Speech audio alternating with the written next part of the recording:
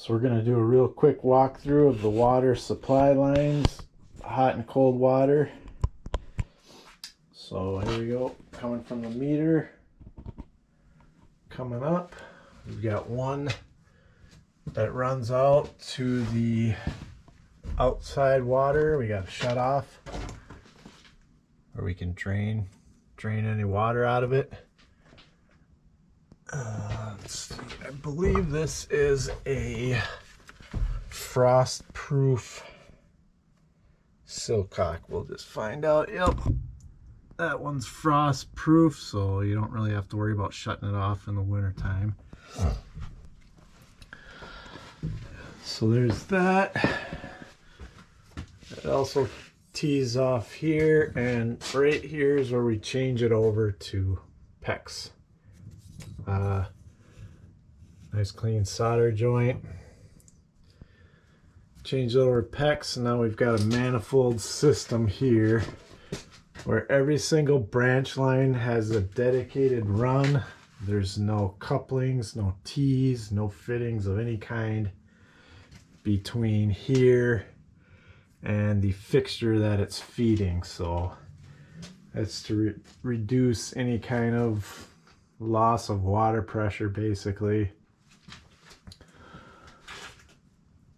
So it goes through these manifolds. You got one manifold here that picks up a line to the refrigerator, the utility sink, second floor toilet, first floor toilet.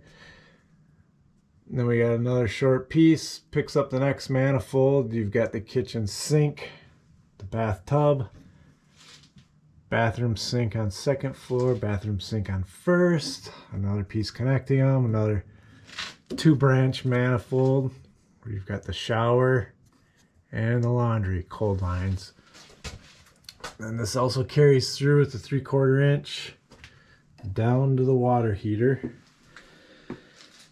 And from the water heater, it comes out, and notice I've got what are these 18-inch copper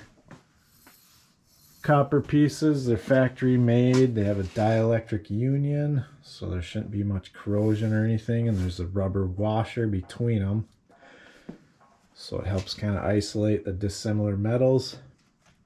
You've got a shut off, nice ball valve shut off for that. And then on the hot, you just got a regular stub, copper stub with the dielectric union. So it comes out here, 3/4, where you've got this 2-section manifold. We've got, what is it, 3 branches less than the, 3 branches less than the cold.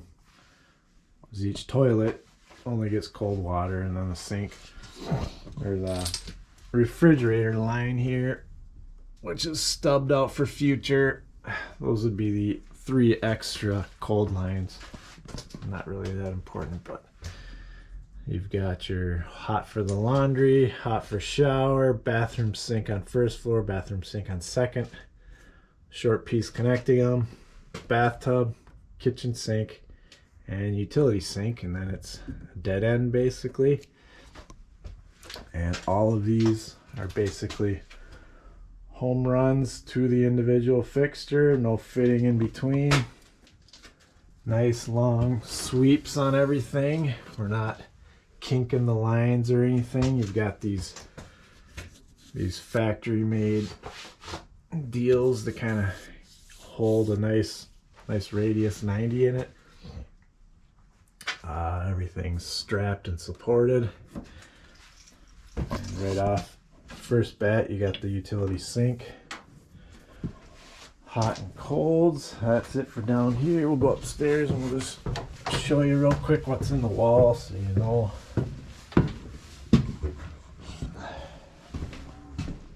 Now I've got everything in the center of the studs, so they're away from any edge where there'd be any screws.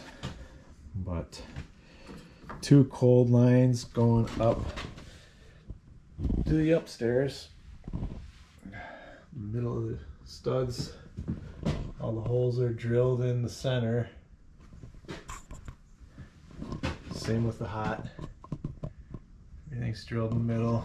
Keep it away from the face of the studs so screws wouldn't find their way in.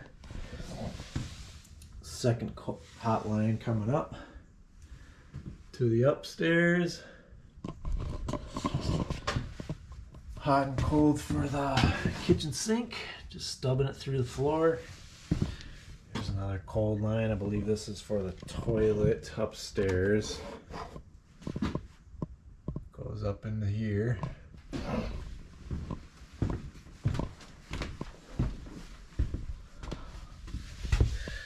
you got the sink here, just stubbing them up through the floor. Toilet again, stubbing up through the floor.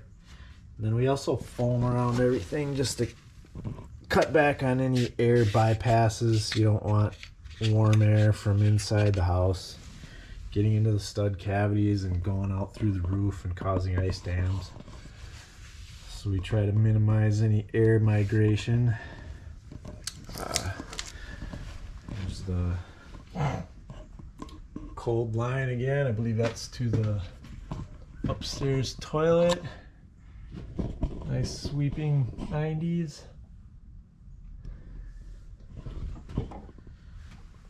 Got the shower, hot and cold for the shower. Hot comes up into our preformed 90. Cold, same deal, going through the floor. We come up to our mixing valve. And we sweated some copper for the shower arm. All this has been holding pressure for months, so no leaks. Nice solder joints. We use threaded adapters on the cold and hot with Teflon tape, obviously.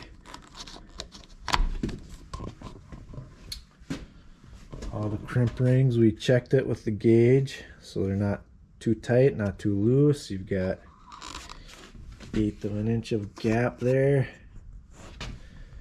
Same there. Let's see, going up to the upstairs bathroom sink. Again, we're going through the floor. We use these 90 preformed 90s to kind of help keep the pipes from kinking or anything. And also at the top of the stud top plate. Got a couple more of them. Here's the washing machine.